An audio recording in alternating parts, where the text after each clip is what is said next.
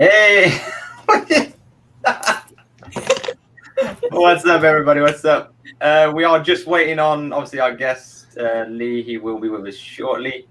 But yeah, how is everybody? We're all good? Being very festive. We're loving it, Nick. We're loving it, dude. That is fantastic. You got big celebrations this weekend, haven't you? 'Cause it's your 4th of July, isn't it? Yeah, it's pretty big over here. So we're celebrating our independence from somebody. I can't recall who quite. We should celebrate that we got rid of you. Yeah, I was like, wait, we're doing a show. Hey, dude. Thank you so much for joining us. Hi, Leigh. Hey, guys. How are ya? Oh, we're good, thank you. We're Great. Good. What time is it over there? 5 o'clock in the morning, mate. Oh, boy. Wow. Well, thank you so much for joining us. It is an absolute honour. All the way from, obviously, Australia. Before we get into tonight, quickly, I just wanted to say tonight's show is going to be dedicated to my good buddy Steve-O and his wife Natalie. They've just had a newborn baby 3 days ago called Mia. So I want to dedicate tonight's show to them. But yeah, so Leigh, thank you so much for joining us. You live out in Australia and you're a paranormal investigator. So we're actually a production company. Oh, okay. We actually paranormal investigating and ghost hunting's a hobby of ours. We're actually a film production company, is what we mainly do. We've got one title already released on Paraflix called Down the Rabbit Hole. But yeah, we do paranormal investigating or ghost hunting for the thrill of it as a hobby. But we take the film side of it quite seriously. We try to look at things differently to the normal ghost hunting, paranormal doco that you see that's always shot in night vision, etc. We're looking at things differently. We look at how to do things as in the simulation theory, using timelines, people in periodic costumes, that sort of stuff is what we're looking at for the next film. The one we've just done, we put 8 people, we've done last year, we put 8 people that had no paranormal experience into an alleged building for 24 hours to see how they would react. We just let them go.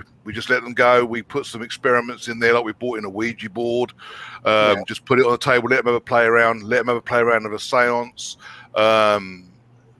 Did a lot of stuff where they're on their own, solitary confined, etc., to see how they got on with things, and we got some pretty cool results. And some of the people that were skeptics were actually having stuff happen around them, and it was quite interesting how they were, and not the normal people that run in there believing it all. We had one woman faint who was using the Ouija board, and we had couple of people.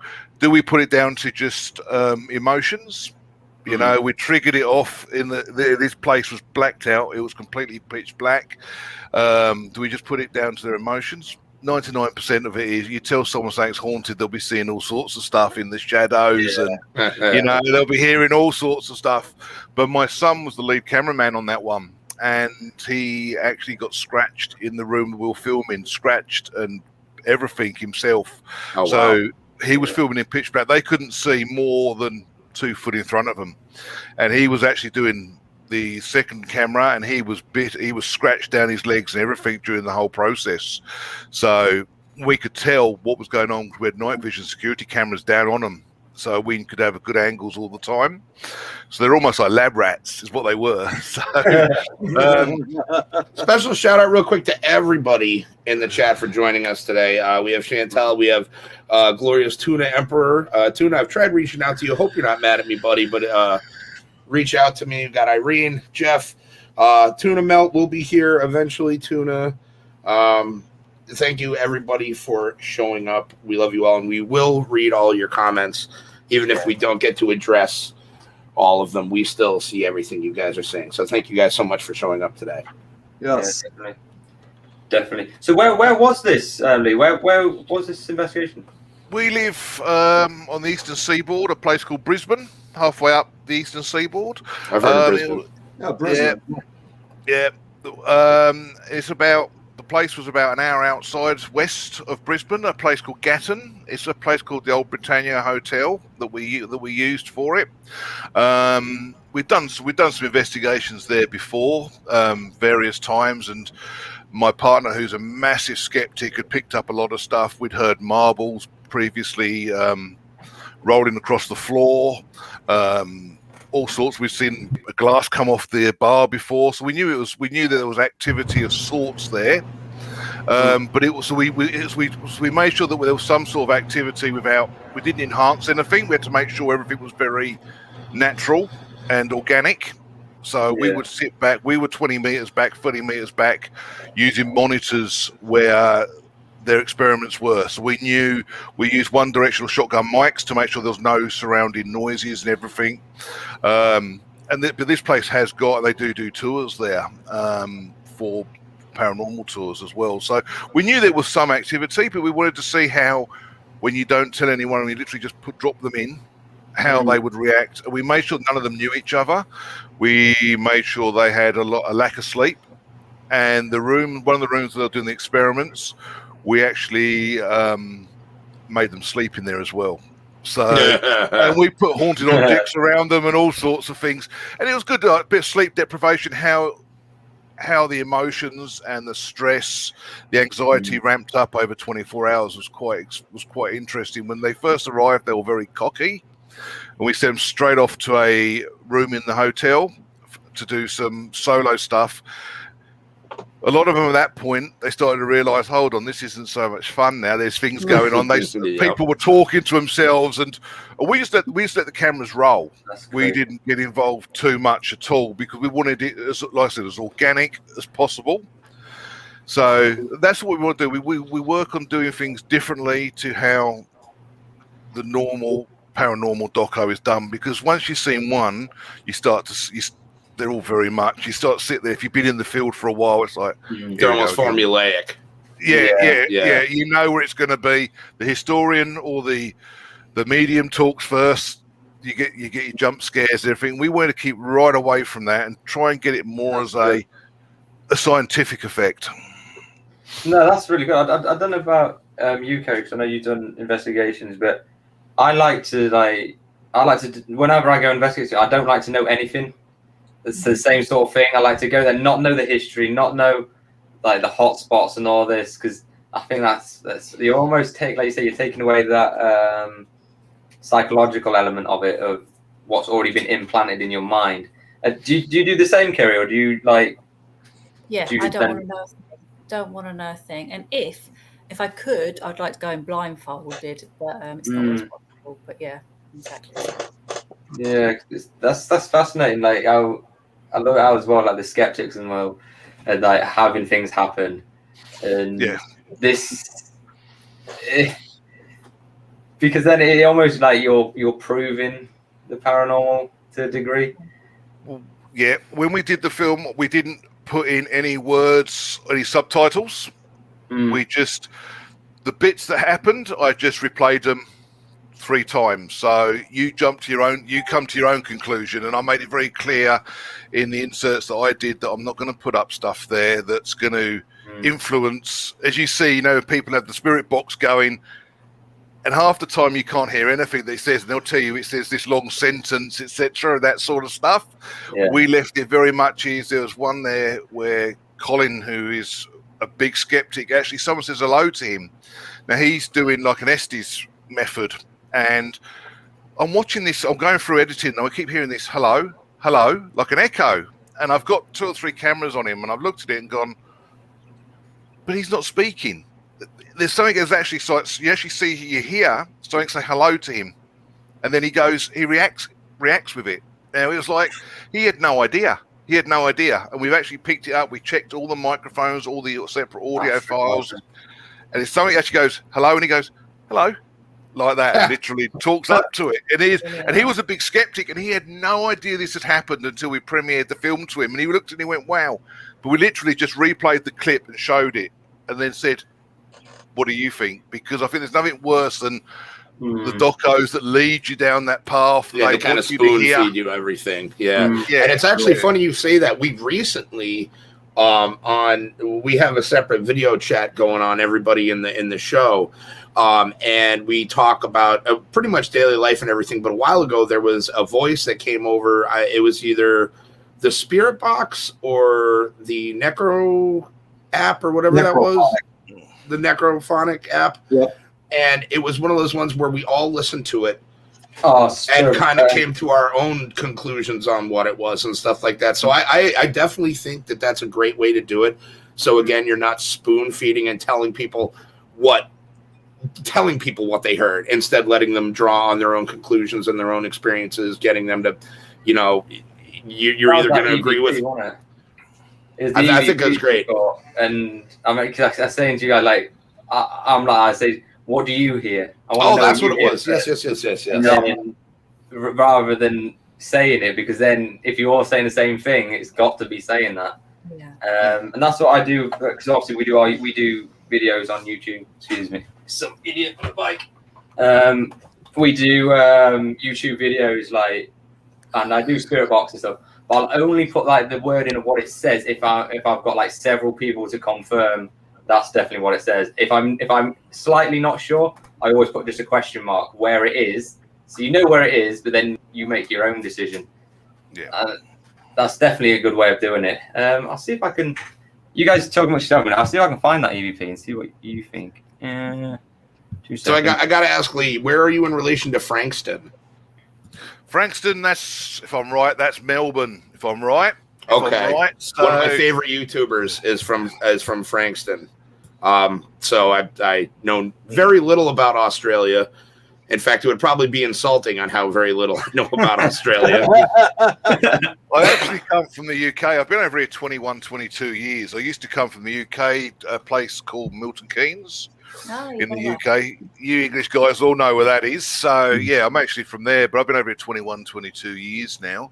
So it was getting too cold for me in the UK, so I had to get up and move. Well, I'm in New York. When people get cold in New York, they move to Florida. Not like opposite ends of the earth. That's very impressive. You are committed, sir, and I commend you. And for me, I'm from Chicago, so obviously a lot of people within the city of Chicago, they're used to all this cold weather. I mean, that's why it's called the Windy City, of course. So of course, although still a few people will move down to Florida anyway. What's my computer? Excuse me, sorry, my computer's just doing its own thing. I thought that was your stomach. I was like, you don't have your watermelon or your fruit platter there. I was worried. Apologies about that. My what led you to video production and film production? Have you always been a film buff? Not really. No, it's something that I wish I'd done when I was 20. I'll drink to that. It's one of those things you go, man, I wish I'd done music lessons and been a top guitarist somewhere or something like that. It was one of those things that I got into about 5 years ago, and it was just, I was working for a paranormal team doing tours, and it was boring. It's boring. Yeah. I personally found it boring. Australia, we don't have a lot of places you can actually get into over here. It's very, very. I mean, it's a young country, and a lot of people, a lot of properties are privately owned. So it's all very hard. And I just got into it. I wanted to film people's emotions. I thought I'll have a go at this and see. Well, that's also got to have a very rich paranormal and just very. I mean, it was Van Diemen's Land back in the day. It was a prison colony. Yeah. So it's got to be teeming with all sorts of energy and craziness. We've got so many, and this is one of our bugbears that we've got so many places, yet they're all privately family owned. Heritage Register. At the moment, I'm going through pre-production for the next film, location hunting, and we've got hundreds and hundreds of buildings. A lot have been knocked down, believe it or not, and they've put tower blocks up in the main cities.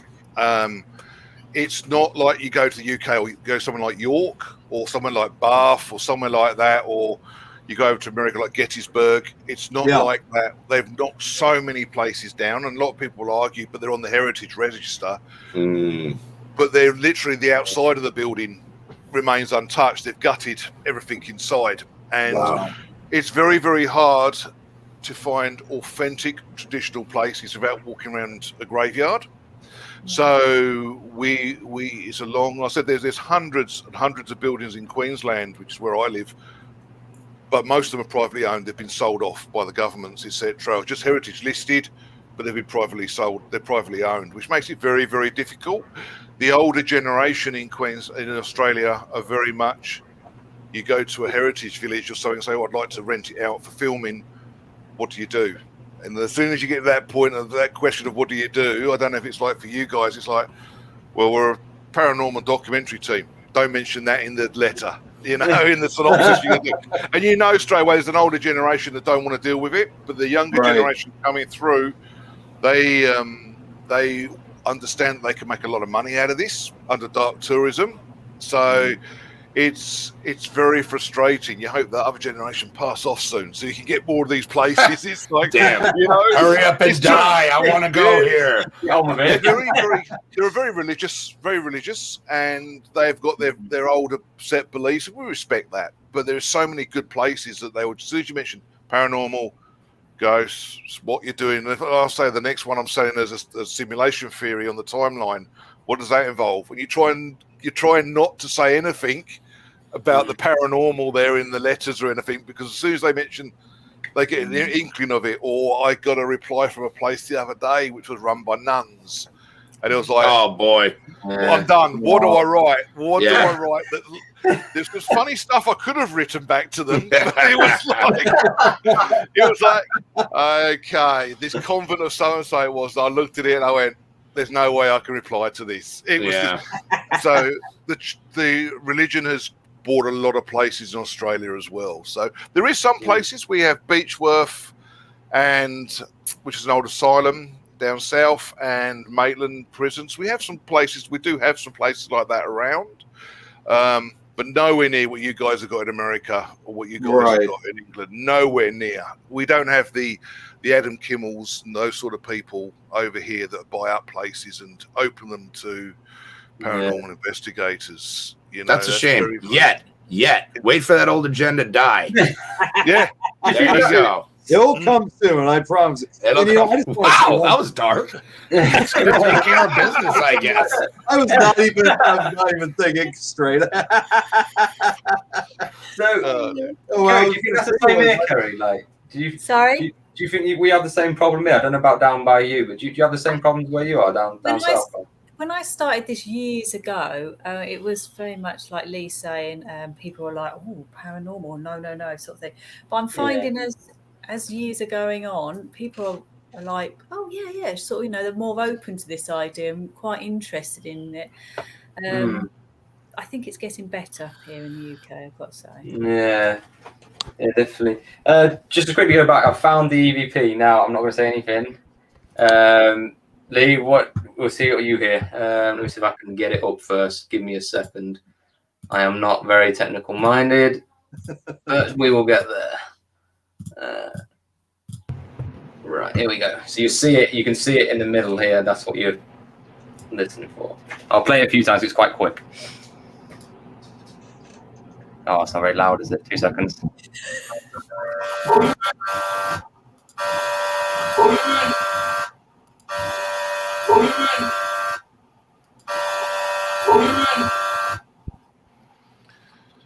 I would say it sounds to me like, what are you doing? I caught the doing. Yeah.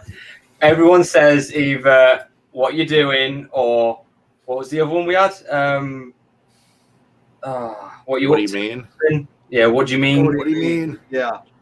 That's crazy that you say the same thing. That is freaking nuts. He heard pull him in. Pull him in? Interesting. Oh, wow. Let me just see this. Hold on. Oh, yeah, shit. You know what? Now that you guys said that, wow. I can't repeat what Rob said. Yeah, I can't say that either. Yeah, we can't say that on the channel. Yeah. Don't do that, Bob. This is a Paranormal network, so we can't. That's crazy. What you're doing, yeah. Break it out. Oh, so yeah, that was one of my very few EVPs I've caught. I've only caught 2. And that was one of them. I caught one. Well, actually, I didn't. My husband caught one in our ensuite, and it's my voice saying Tom. Well, I think it says Tom. very, very clear. But I wasn't even in the house that day. But it's me. It's my voice. When did this happen? Yeah, Tom. No. You've got to When hear did the this story. happen? Yeah, when did this is kind of important. Oh, God, a long time ago. Okay. 2 years ago. Oh, something okay. I'll Because try and find that as well for you to hear, because that's pretty like clear. Because obviously, or you might know that obviously, one of our dolls is a mimic, and it has mimicked Amy's voice, my voice, saying Amy, saying Tom. We get it a lot, so it's kind of interesting that you heard that, but it's several years ago. So Yeah, it was a long time ago. that's weird. Because Adam, you had it as well, didn't you? I have lots of problems. What are we talking about? Yeah. Did you have the? It mimics. Did it mimic? Oh yeah. No, it called Tui. It asked for Don or Dom. Don. Was it Don? Don. It was close, but no cigar. I mean, it could have been misunderstood, but yeah, that was really weird too. Yeah, and that was right after something big that had happened, and there was a lot of activity going on at that time, and then that happened, and I was like, ugh. That's crazy. Anyway, we're going down. Yeah, sorry. Actually, I was going to kind of go back to Jeff had a question up here, which I was kind of very curious about. What kind of cryptids are said to be found down under? So this is what we're doing tonight. I was waiting for that question. There is meant to be, what do they call? I'm not big on cryptids, so bear with me. There is meant to be some in the hills around here, some in northern New South Wales. I can't remember the place off the top of my head at 5 o'clock in the morning. But there is rumours of we have the same sort of things as you guys. We have what's called the Min lights out west, where people have seen lights, etc. We have a lot of UFO sightings as well. We have a base here called Pine Gap, which is actually run by the CIA up in the Northern Territory of Australia, which is my big listening base, which all sorts of, you listen to Dr. Stephen Greer and people like that, all sorts of stuff goes on there that we don't know about. So we got all the same sort of things. We've got the secret bases, we've got the lights in the sky, we've got the cryptids. Yeah, we've got all of that, but they're few and far between. It's not, because Australia is such a massive continent, that they're quite few and far between. I can't remember what they're called off the top of my head. Because my brother brought up a good point when he found out what the show was about. He's like, dude, their animals are scary enough. Like, they got cryptids too? Like, wait a minute. I'll bring one up here because obviously this. Yeah, I was going to say there's one particular cryptid I know of Australia that's basically like Australia's version of Bigfoot, and that's obviously the Yowie. Yeah, that's the name. Yeah. This one, the Yowie. Yep, the Yowie. That's exactly. that is literally your Bigfoot, and there's a lot on it. I've just been looking through obviously before we started the show, and this is quite a big thing in your folklore, apparently.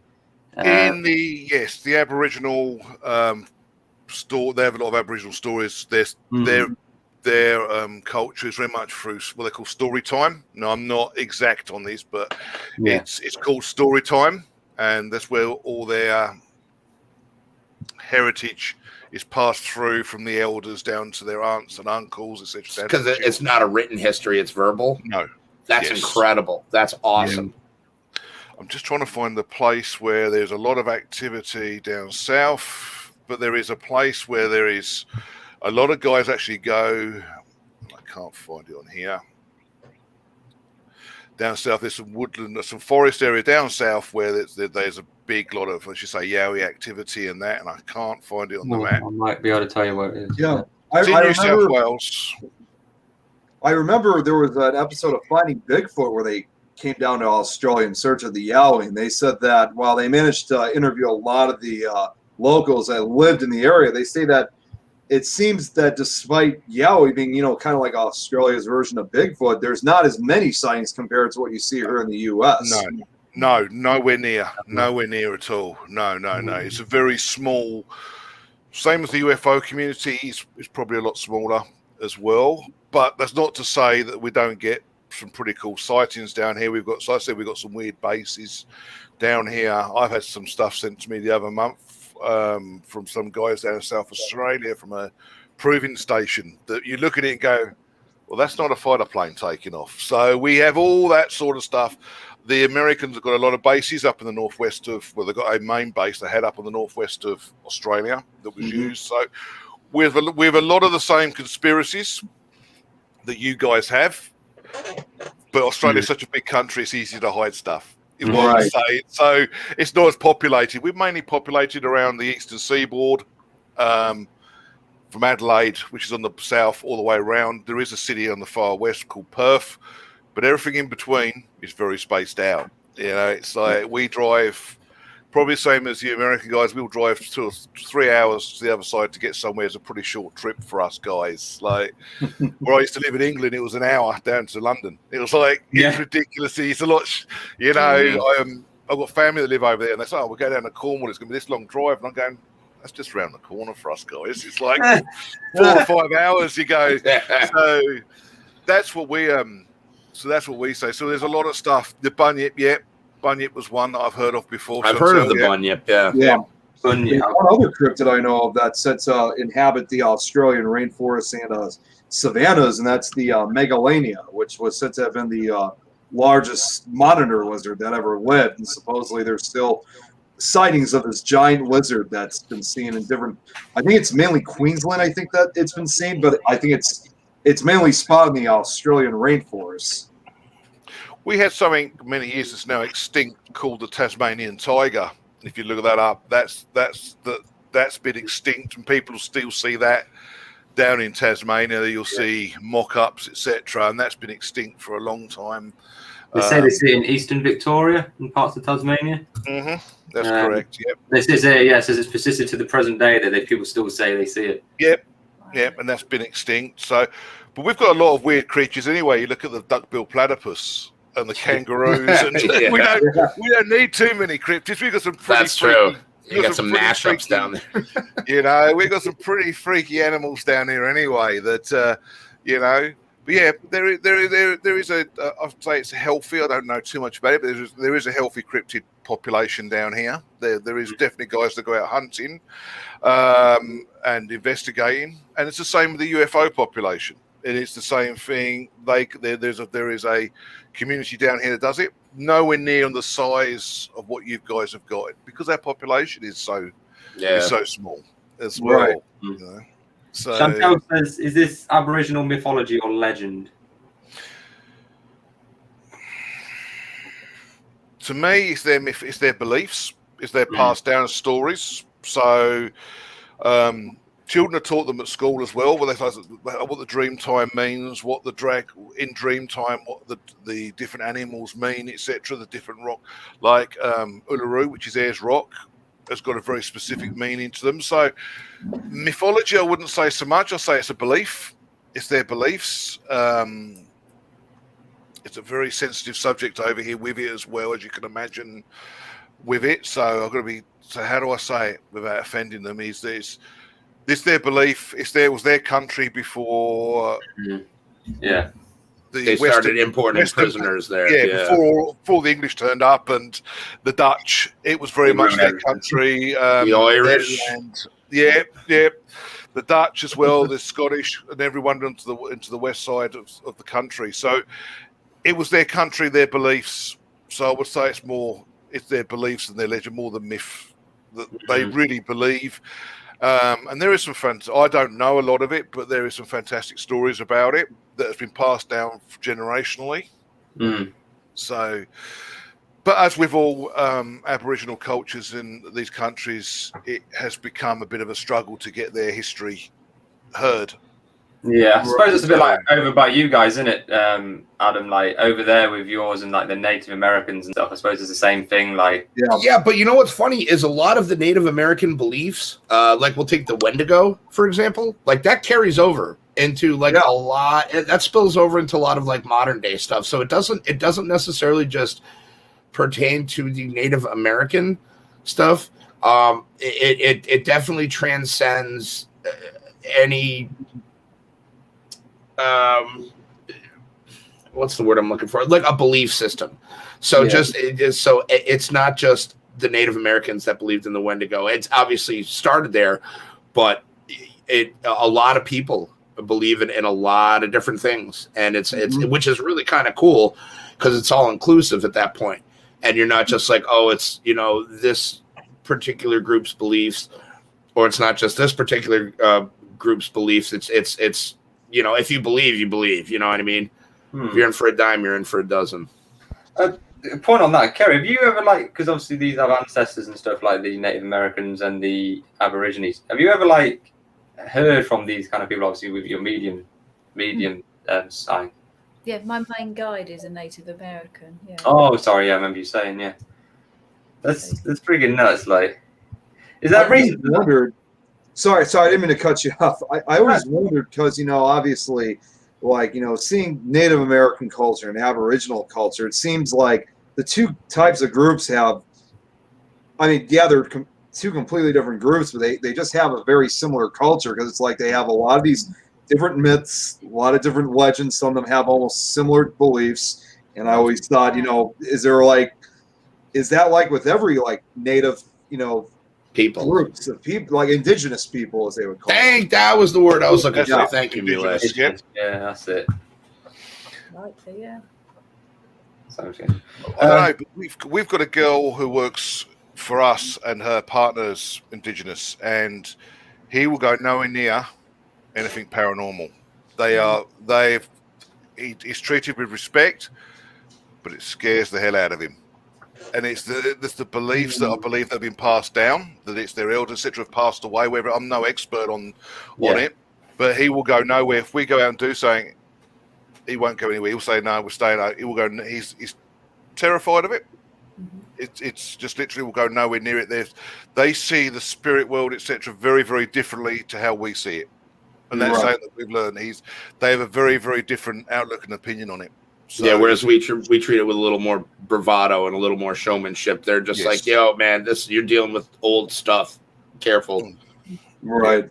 Well, I just showed, I think, because when you hear of all these things of possessions and stuff, hardly any of them are ever indigenous people. It's always us Westerners. We're all the ones that dabble in this stuff, and we always the ones that end up getting the brunt of the joke, isn't it? Really? Yeah. And then we're like, hey guys, you have any ways to get rid of this thing that I bought upon myself? I'm gonna take some notes here. And then all of a sudden, crystal shops are opening everywhere.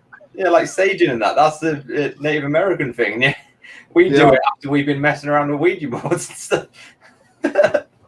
It's crazy. Nick is scaring me. Sorry, that's what I was going to ask you. I can't stop staring at Nick. It just keeps appearing out of the fireworks. Nick, have you got a hat on? It's beautiful. What's that? Have you got a hat on? Yep, it's a hat too. I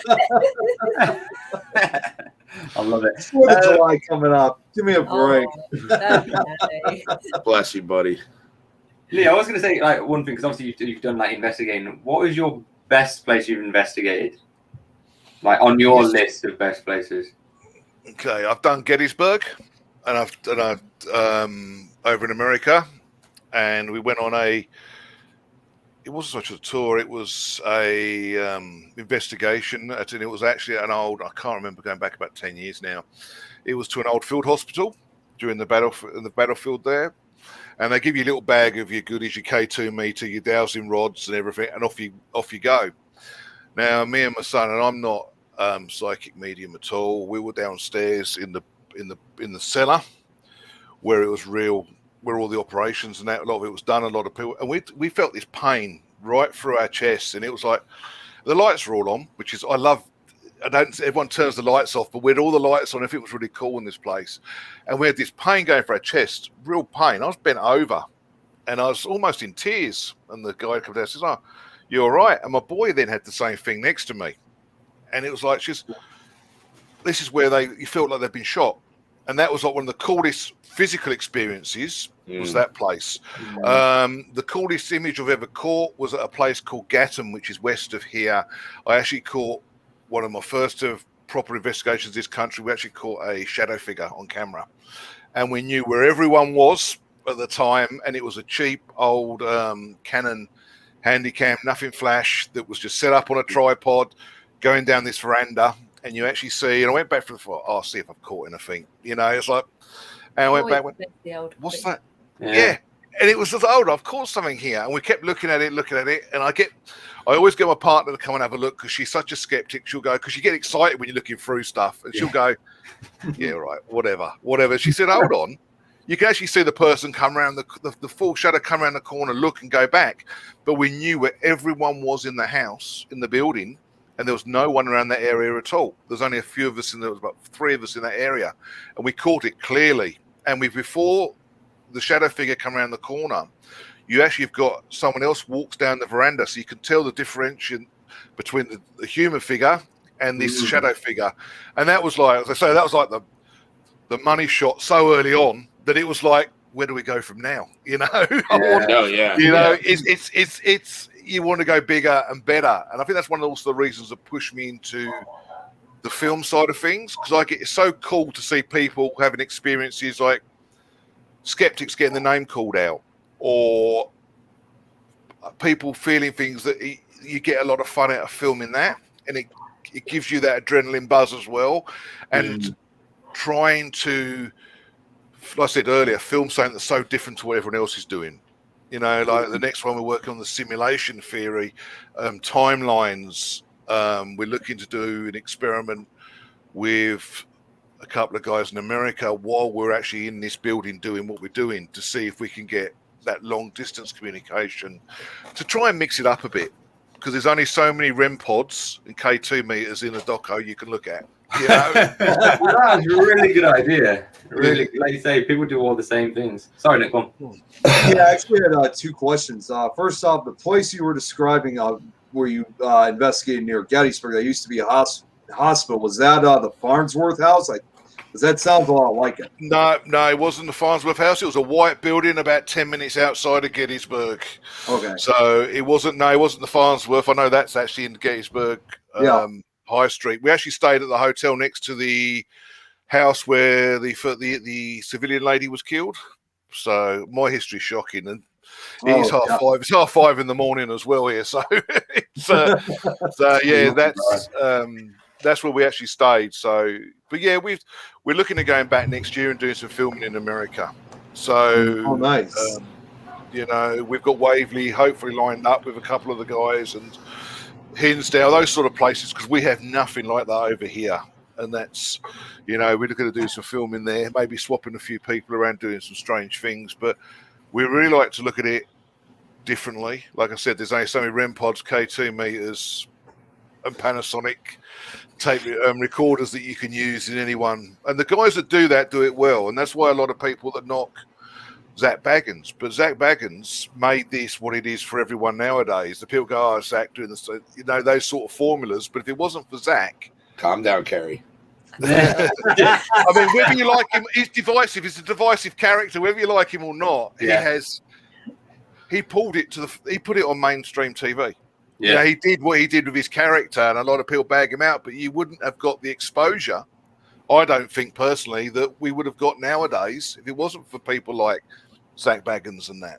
So you look at Most Haunted though, because like they did it, but then they were as successful. I think he really hit it on the head. Like he got it right, and like I say, he launched paranormal stuff across like media immediately. That actually leads to my other question I was going to ask, because obviously we talk about like Ghost Adventures and Most Haunted obviously shows respectively from the US and the UK. Has there ever been anything huge like that? Like, have there ever been any big like paranormal television shows like for Australian audiences? You know, much one like of the guys.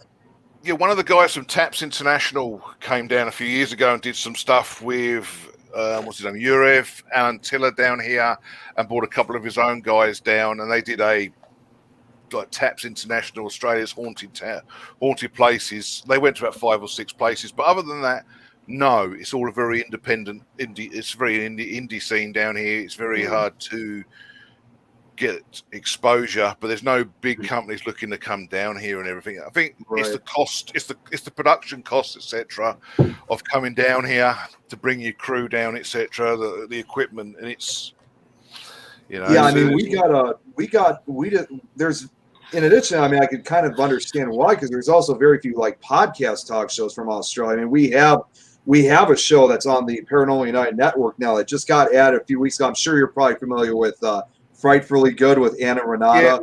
Yep, they're on our network, and they're the very first show from Australia to be broadcasting on our network. And it just shows us like how rare they really are, you know, when you think about it. And Anne owns the only paranormal shop as well in like to buy stuff from online. Oz Paratech she owns over here. Like you guys have got so many shops in America. I think you've got quite a few in England. You guys have only one really. Wow, yeah, she's the only one. That's unbelievable. There is indie guys coming up, independent guys coming up that are starting to build 3D modeling, etc., using the plastic printers. But they're the only mainstream shop you would go to for your equipment, etc. Do you have to import a lot of it then? Yes, she imports a lot of it from, I think it's the Ghost Stop. I think she imports a lot of it from over in America. But they're the only main one. If you want to go and get a millimeter or something, or some paranormal equipment, they're the guys to go to over here, because we can't. There's certain lasers we can't bring in as well. They're very tight over here. What you can and can't bring into the country as well. So the grid lasers, not the little pens, but the ones that actually give you the grids on the walls. The guys do. We can't bring them in. Wow, So, really? Yeah, they won't allow them in. They won't allow them in. Apparently, I got one myself. So crazy. I mean, we did this with Kit over here, but like, I know because we got our mail meter. We had to import that from America, and things like the Ovulus and things like that. You cannot get it here. It has to be. We've got a lot more obviously than you guys, but we struggle to get hold of. So I think I think the kit side of things is a lot more American, and I think that is a lot of the time down to like Ghost Adventures and stuff. I think because of them, like they've developed that kind of what's the bloody word now? You got this, buddy. That scene for it, I don't know. That scene's over there, like, because people over there watch it and they think I want to buy that, and that they've created that market for it. That's it, the market. There we go. I also think we're pretty. I mean, over here we have very little restrictions on anything like that. You know, it's like, hey, what do you want to build a quad laser in your garage? Out there, go ahead. All right. What's at Fort Ghost? Yeah, even better. Sure, why not? I was on a podcast the other week, and someone said to me, one of the questions the guys asked is, "What guns can you get over there?" I said, "We can't." Oh my God. Wait, really? Because of the Port Arthur massacre. Back in the 80s, down in Tasmania, the government at the time put a complete ban on guns. So everyone's going, can you get an AR-15? Can you get... No. We have those at gas stations. they won't let us have anything. We're not allowed. Farmers can carry a gun. Yeah, like rifles, right? Like more like hunting rifles or something like that, but not wow. No, but no assault rifles, no nothing like that. You have to go to a gun club to actually shoot, and it's very, very limited on bore size and everything because of the massacre here. They stopped it straight away, and one bad apple. Yeah, so I mean, that's the laws to us as well, don't you? Because our laws are almost very similar. With you guys. Over here in the United States, I mean, it depends where exactly you are, because it's almost like different areas of the United States have different rules about guns and weapons. Like some areas it's very easy to get it, but like, for example, here in Illinois, we have some of the strictest gun rules, like gun laws, that even sometimes go against the Second Amendment. But that's just because, I mean, while everyone always remembers Chicago as the Windy City, unfortunately, it's also one of the most Chicago typewriter. Yeah, it's still, I mean, it still is like that to this day. So it's pretty strict over here too, especially for those that have criminal records. Yeah. Going back to the TV shows, Leave it to Kerry to wrangle us back in, unless it's about Zach, baby. Go back to the paranormal world. Yes, right, yes. I used to watch a program from Australia called Sense in Murder. I don't know if you watched it, Lee. No. It was not haunted locations, but it was mediums that would go in and solve crimes, really. And that was a fantastic show from your country. And that's on YouTube for you if you ever want to watch it. Anyone out there? That was a really good program. Definitely check that one out. Yeah. That's the point on that as well, Kerry. Like mediums there. Is because obviously you're a medium in obviously UK, like, and it's quite a big thing in the UK, mediumship and stuff like that. Is that down by you, Lee? Is that something that's not as popular because of like the religion and the like Aboriginal beliefs? Is the paranormal and medium side of things quite suppressed down there? Mediums, they have a lot of psychic fairs now. If you're over here, mediumship is quite big. Okay. Mediumship is quite big. Mediumship is quite big. Is it as big as over there? It is quite big. A lot of people do go to the psychic fairs. A lot of people have those sort of beliefs as well. Yeah. So. That's brings to another point as well. Like, so when obviously you're trying to get these locations and stuff, and you're saying like religion is a problem. Is it difficult as well because of obviously like the Aboriginal areas? Are you like those kind of areas? Are you not allowed to do certain things in certain areas? You wouldn't go. I personally wouldn't go to where there's been an Aboriginal massacre or an Aboriginal burial ground. I wouldn't go there out of respect for them. Yeah. They're just no-go areas, really. I think just out of respect. So you don't go. There is so many, when Australia was founded, there's so many homesteads and big sheep stations, etc., that have got some pretty brutal towns out in the middle of nowhere that have got some pretty brutal history, where it would take 3 days for the policeman to ride from Brisbane. That quite basically, someone didn't like you in the pub there, they shoot you. So they're the sort of places. It was like the Wild West at the start of it, when Australia started being formed, because that's what the people were like. It was pretty hard, feral work, and I mean, the English came over and they were hitting 40-degree heat. They'd never experienced anything like that. If you'd imagine back at the time, very little water or anything. And then they had these indigenous people coming at them, want to know why they're on their land. And you actually go back to like Sydney and that when it was formed. You think what it would have been like. It was hard. It wasn't the place you see on the holiday shows now, the Gold Coast, everything on the holiday shows around the world and out in England. It would have been a hard area. So we'd like to go out to these small little towns. And I mean, a small town, there's 5 houses, a church and a pub. And you find where the homesteads are, because the homesteads would have had where the sheep and the cattle, there where you get a lot of action. And that's where, because it was such a violent, if someone lost at cards or he didn't pay his debt, he got killed. It was because they could get away with it. It was such a big area. I mean, it was easy to hide a body out there. So there's those histories of a lot of the homesteads, the working farms at the time, which, bear in mind, they cover thousands of acres. Okay, They're not like a couple of hundred. They cover thousands of acres. Some of the homesteads out into the centre of Australia, it takes a day or so, 2 days, even longer to drive from one end to the other. They're huge. That's when you start explaining that to you. It's like, it's huge. They're huge places. And you think there's no one comes out there, no one goes out there, that they'd knock each other off and just bury the bodies. And so that's where we look to go. A lot of the city places, not so much, because there isn't. A lot of the buildings have been bought by corporations, etc., and they don't want you there, or there's office buildings that have been put there now. So we look to go out west, where they've more inland, where they've kept the heritage a lot more.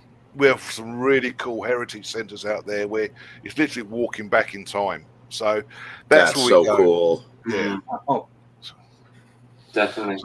But that's what we have to do. Unfortunately, the big cities, a lot of them, they like to redevelop, as they call it. So there's so many places that would have been knocked down. Big money's got involved that has ruined it. So, yeah, we have to travel out west, really, to a couple of hours to start really getting some cool stuff. So, and that's money there, too. You got fuel, You know, drag people with you. That's got to be tough, man. Being out in the middle of nowhere for like several hours. Exactly. But that's the only way we can do it. That's the only way we can do it, because I don't think all of the states in Australia have picked up on how big dark tourism is. Sydney has, down in New South Wales. Victoria has with Melbourne Jail, etc. Adelaide has with a couple of places, but they haven't picked up how big it is in the rest of the world. Like when you go to New Orleans, there's 20 tours to choose from to walk around the French Quarter, or the places in England like York and that. There's so many. You go to the Vikings, all these sort of dark tourism places. We don't have that as much. We have a few, and I think they need to. They understand they're sitting on an absolute gold mine, but it's getting these people to release the grip a bit, to understand that if it's done properly and it's done respectfully, that there's a lot of people that want this sort of stuff. You know, I remember when the London Dungeon first opened up in England. I was a young lad, and that was that's one of the very first dark tourism places I went to, and you walk around seeing the Thomas Becket massacre there on his thing. That was like so cool. When you're a kid, you get a taste for that stuff, and then when you go on holiday, you look at the different places. But yeah, they still need to open up and think dark tourism is so big that they need to understand that they could make, and it helps preserve the buildings and the culture and the history as well. And that's a lot of it, you know, because it does get knocked down over. People will argue it does. It doesn't, even though it's on the heritage list. Oh, it absolutely does. That's progress. Yeah. Money gets involved. Mm-hmm. Yeah. And then the places are lost and you can't rebuild them, you know. So it's something that they need to come to terms with and understand that there is value in it, and that there is a growing paranormal community. You know, it is a growing community. Over the last 5-6 years, you've seen how it's exploded with the internet. Us guys are in podcasts, other side of the world, and everything. It's, you know, it has grown. Yeah, I would love to see more, you know, television shows and podcasts like this from Australia, because I couldn't agree more. Because there's been some people who've asked me, because I've been on a lot of, you know, different talk shows and podcasts in the past, and a lot of them obviously are usually from either the U.S. or the U.K. And a couple have asked me, you know, saying, have you ever been on any shows from like other countries, like in Australia or whatever? I said, I've tried looking for a lot of them, but I just haven't found a lot of progress. But I'm just assuming that maybe it just hasn't come up yet. Maybe eventually, just not yet. It will get there. The Australian paranormal community is probably like what you guys deal with. There's a lot of politics involved. Yeah, unfortunately. And I will leave that one right there. So, you guys know what it's like. There's what we call tall poppy syndrome over here. Anyone gets a bit of, like Anna Renata, they are awesome at what they do. Yes, they've copped it. They've copped it over here pretty aggressively and unnecessary. But they're funny. They're good at what they do. They make it entertaining. Are they harming anyone? No. Oh God, they're fantastic. I mean, we gave like a complete hats off to them when they did their first show on our network. I mean, it was just like an exciting moment for all of us on the network. And I don't know them personally, but my understanding is they're like that all the time. That's them. They're genuine. But I think we'll move along from the politics in the paranormal, because I think you guys all deal with that in different ways, and it's just. And the only thing I would say is it puts so many younger generation, so many other people off of it. Yeah. Off of it, they walk away from it, and that was one of the reasons I started up Devil's Lane Productions, is that I could work. I didn't want to have a crew with me because I'd seen what goes on, and I ended up inheriting 3 or 4 people that wanted to work for us. I was happy going out of a camera and just using a film crew, and these people said, "Oh, we want to," and it was like, okay, but there's no BS, and it's like, and they're actually good close friends, which helps. So that absolutely helps. That absolutely helps. And like I say, any publicity. Like I say to them, any publicity is good publicity as far as I'm concerned. I said, if someone's going to be, and you guys have all suffered it all around the world, you know, so it's no different down here, unfortunately. The community just literally strangles itself. It doesn't understand. So you can't have a different opinion. You can't look differently or anything, because if you stand out, and I say the tall poppy syndrome, they'll bring you down. You know, we have people over here. Yeah, we have people. I've been in it for 25 years, and as someone said to me, they'll go, "And what have you done for 25 years?" And that's the thing, you know. With a lot of the younger people come along, who are trying different things.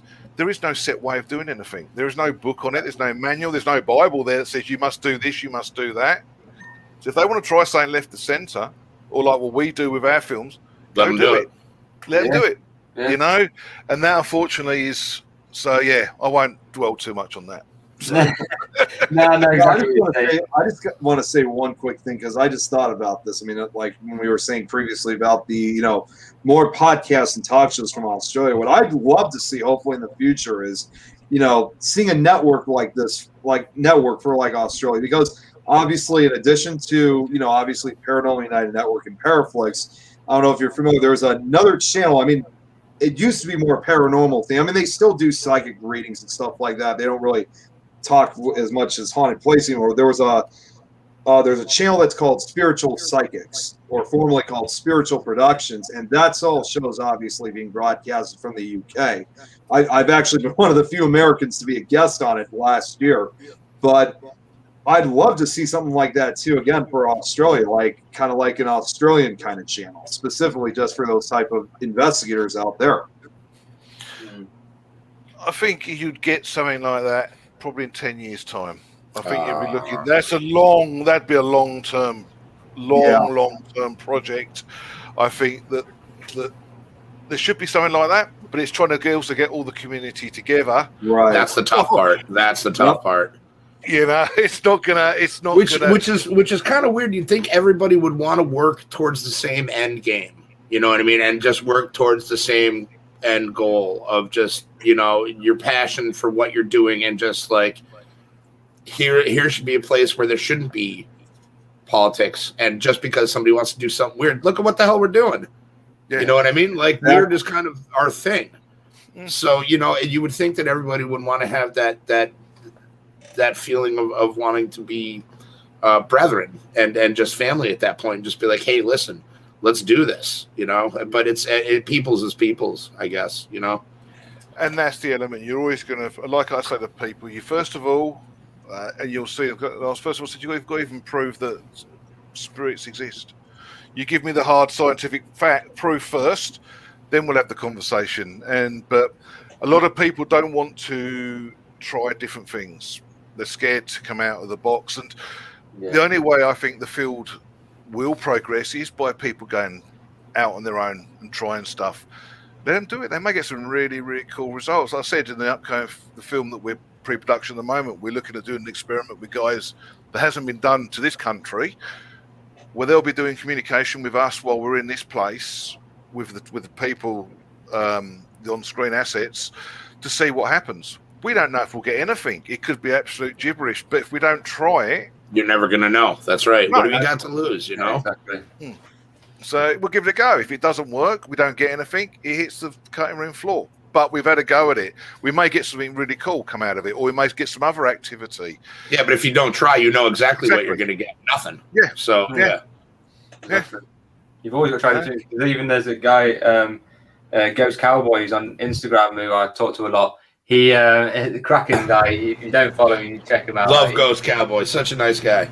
Yeah, he uses like disco lights, and he takes into his location, and he puts disco. It's like the most random thing you do, but it works. He gets results, and like you'd have thought that like he's supposed to be all dark and mysterious. No, he's got a big flashing disco light on, like, and he gets results from it, and it just shows you that you don't have to follow the same path as everybody else. This is what I like about this, like what we do here on the channel. Like all of us come from totally different backgrounds. Obviously, Marty's not on here at the moment. He's thank God. I mean, oh wait. Because what happened to Marty today? He's he's had a real rough week, so he's definitely got me tonight. But it just shows that we're all different backgrounds. We've all got different opinions, but we all like we agree with each other. Like we listen to each other. It doesn't matter. Like I'm not going to say to like Hefty said something about, oh, I don't agree with that. And great. I'm not going to say to you, you can't say that. And this is the problem. Like I don't agree with that. Mm. Yeah. I don't know. I was like, I agree with everything you say. I was like, wait, what? That's why I love what we're doing here. And I mean, tonight we've got an international audience. Like you're all the way in Australia. We've got us in England. It was in Kerry. Chantel's in South Africa. We got tunas in an ocean somewhere. Irene is from Japan. Yeah, Irene's from Tokyo, I believe. We had Canada at some point as well. Jeff is from Catskill, which is funny because Jeremy just posted that things just got the Catskill paranormal thing going, which I thought was really cool. I saw it on Facebook. I had to share because I was like, my brother lives in Catskill. But anyway, we're coming towards it. But has anybody got any questions? Any guys that are watching? You got any questions to ask before we get onto the questions, the game? Good job, Tuna. Anybody got anything before we start the game? I'm out of questions. All right, I'll ask one. Leigh, what did you? And I'm going to put you on the spot real quick, buddy. Did you have a good time on the show so far? Great time. Really, it's been really good. Did you have a good time on the show? I wouldn't have got up at 4:30 in the morning if I hadn't. So bless you, man. Thank you so much for coming on. That's so cool, dude. That's all good. It's all good. So I've dealt with Nick before. Nick's seen me do some other stuff with Warner Paranormal and there on the podcast. Nick, and I said this first, and I'll say it every single time. Nick is literally the mayor of Paranormal Town. He's the mayor. Yeah, I remember when you were on Warner Paranormal, and this was this is the first time I really actually got to see. I was friends with you on Facebook, but I got to see you on a show. And when I was able to watch, some of the show and what you were talking about, I thought this is someone we got to have on our show at some point. So that's when I said right before I left, because if you remember, I had to leave early. I said, we'll have to get you on our show at some point. So I'm really glad you made the decision to come on. So really, I upset a lot of the Australian paranormal community on that one, but Matt said to me, "Say what you like, don't be politically correct." He said so. And if you know what Matt, you know what Matt Warner's like, you know that it's just gonna be say as it is. And it's true. I think we do need to say it as it is. And if people get offended, well, maybe they are in the wrong place, because there's a lot of bullying, there's a lot of narcissistic behavior going on, and and it does push so many. My partner used to show dogs in a dog world, and I thought that was one messed up world. And it is. Don't get that wrong. That is. It is. But the paranormal field goes takes it higher. And I used to say, she goes, and you used to take the mickey out of me, she goes. And I'm like, you learn through time and experience who's worth knowing and who's not. And there is so many good people in the field. And hopefully the rotten eggs will eventually just disappear, because there is so many. The majority of people are awesome. Like I said, we're all on here talking, having fun. There is so many of them that there should be more like that, because it's the only way. We've all got different opinions on different things, but there's not the narcissistic, or you can't say that on this show, or so, which is brilliant. No, it's really refreshing to come onto a show where everyone can just have a chat without being guided one way or trying to get you to trip up or any of that rubbish. So and I think I know we're running over, I'm sorry, but I just wanted to say that's one of the reasons I love this show, because I've seen other shows and they all have pretty good chemistry for the most part, but this show is something special. And I'm not saying that just because Tom pays me a buttload of money, because he pays me a buttload of money. But you know what? But drop me in enough.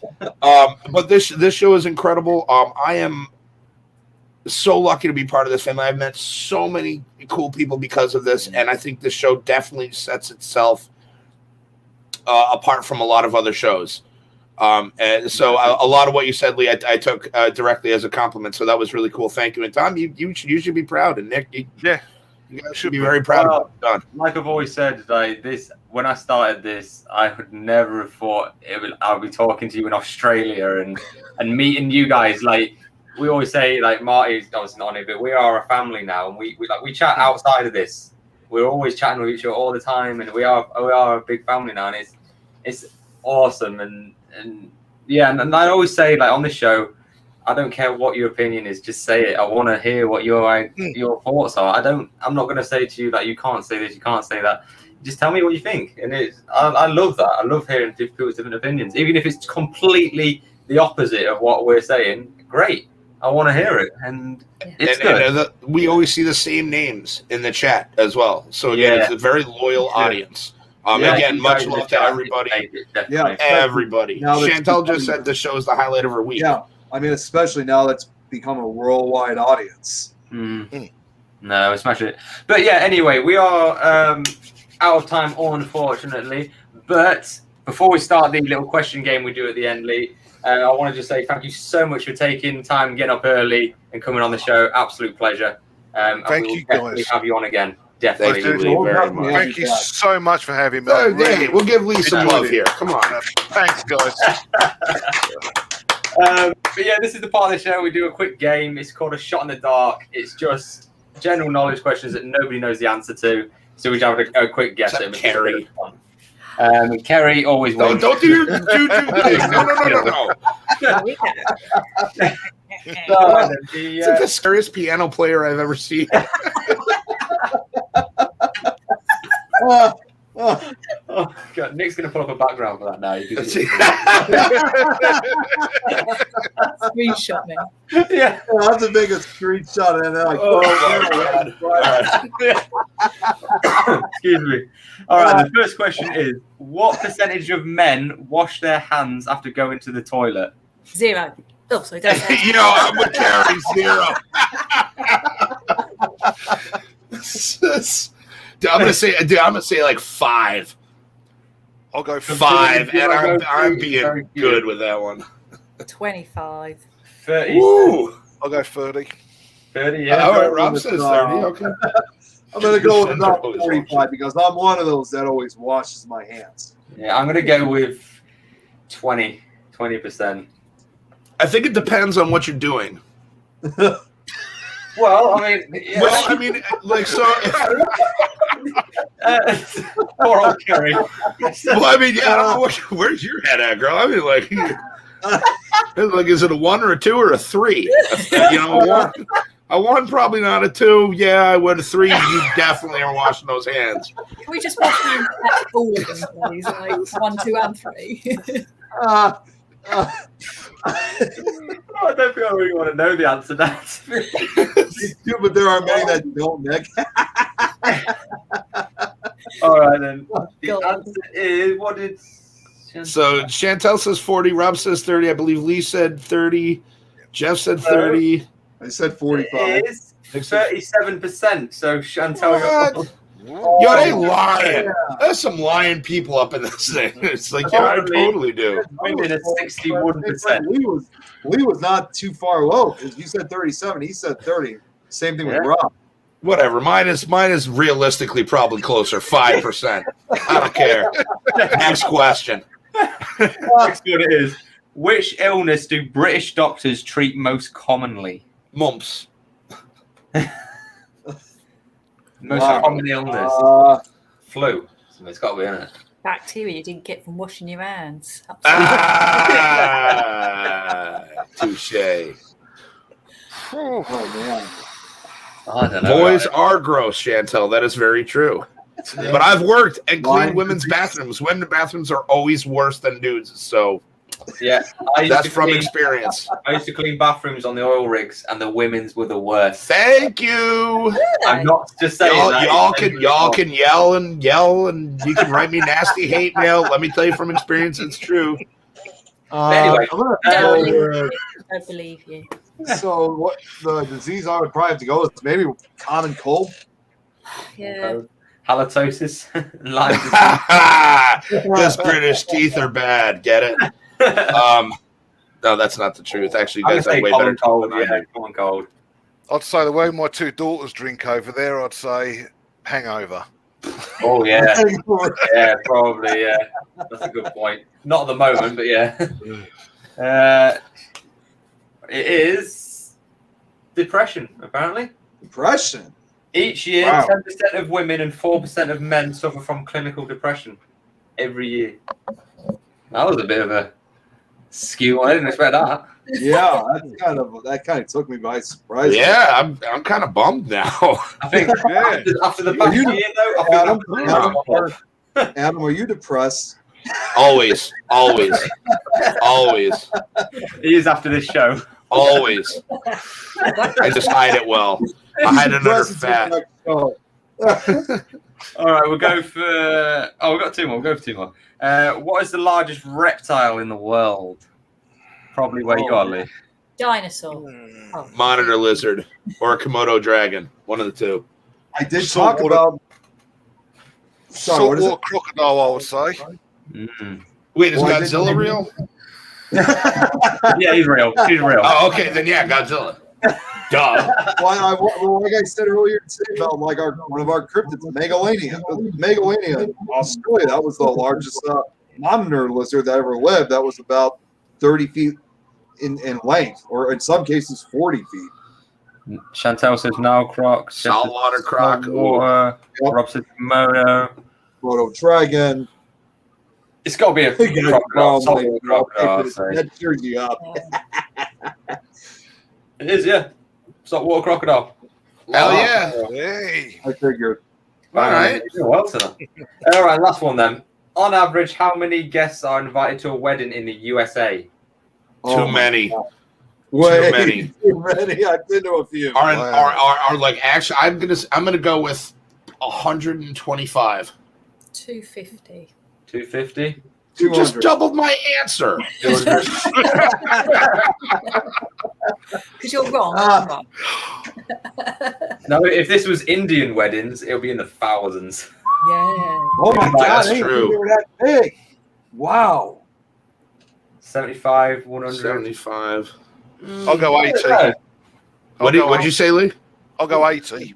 80? Okay. Yeah. That's pretty good. I think I'm going to go somewhere. I'm going to go low. I'm going to go 50. All right. I think it might be a surprise.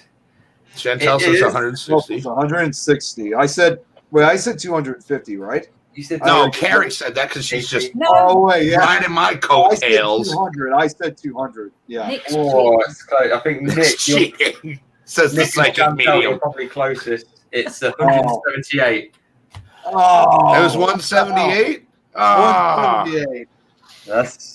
that's insane. I had what at my wedding? I had 4 people. Yeah, I remember parents, my buddy's wedding, I was doing the worm on the floor and I busted my chin open. Still got the scar. No, you are so right. We're very extra, so lots. Yeah. And then you got to figure, because people are going to bring people, and then you're going to have dudes and people that just show up. So, People that just Dude, crash you it. know, Yeah. that's why you know what? When my sister got married 2 years ago, that's why we had to really make sure it was limited. And that's, we didn't get all these extra people who just decided to go for like the dance and for the food and stuff like that. I show up for the free bar. I'm like, hey, they're an open bar this week. No, I got to work that day. Blessed regards, though. Yeah. Yeah, it was Rob. That was including me and Amy. You'll be divorced in a year. And the registrar as well. No, it was a small wedding, but I'm terrible at wedding speeches. My last wedding speech was, "She'll take half." I haven't been to a wedding since. Adam, you guys Oh my God. will be banned from future weddings after that. No, that's Brilliant. all right, guys, we have run over, but Sunday we're on Mr. Hefty's channel. We are doing the we're giving this man the love and recognition he deserves. This is going to be the Nick show. The Nick show on Hefty. No holds barred, uncensored, unfiltered. It's going to be a good one. Obviously, guys, please check out Kerry's shop and that. Marty's not here to show off your cards, but yeah, where is he? He's fired again. He's definitely fired again. He's fired. That's why he isn't here, Chantel. We fired his ass, and we didn't want to tell anybody. The links to everyone's social media, including Leigh's, are all in the description down below. And Leigh, we will definitely be having you on again. Absolute pleasure. Love awesome speaking to you. Next Friday, we are doing Ancient Mysteries. We're doing Karahen Tepe, which is obviously the sister to the last one we did. Gobekli Tepe, mysteries. And I'm sure Nick's going to have a guest for us for that one. Yeah, I actually do. We have, and he actually might be someone who might be able to fit into what we're going to be talking about. His name is, he actually was watching one of our shows previously. His name's Simon Entwistle. He's from the UK. I recognize that name. Yeah, he's going to be on next Friday. Oh, smashing! It's going to be good. Yeah, I just want to give a quick shout out Sunday. Woo! Everybody celebrate their independence from the Brits in America. Woo! We're going to celebrate getting rid of you. That's fair. That's fair. Yeah. Leigh, if you want to check out the other show we do on Sundays, I'd be happy to send you the link if you want to check it out. I'll have a look at it, but Sunday for me, that's Monday morning for me. So, that's right. Yes. You guys are ahead of us. So that's the only problem, yeah. So I have done a few podcasts from my office at work, but that's we have had to do a few before though. But yeah, no, probably not this week. Thank you, Chantel. Chantel, thank you for that, and also guys, Rob, Jeff, everybody. It's been awesome again. I have read every single comment, although I might not have dropped them on. I have read all your comments. It's awesome hearing from you guys. Apart from that, I think you guys haven't got anything. I think that's it. Buy stuff from Kerry's Etsy shop. Definitely. All right then, guys. You all she pays me well too. Leigh, we will see you next time you're on. Have a great day. Everyone has a great week. We love you all, and we'll catch you later. Happy 4th of July.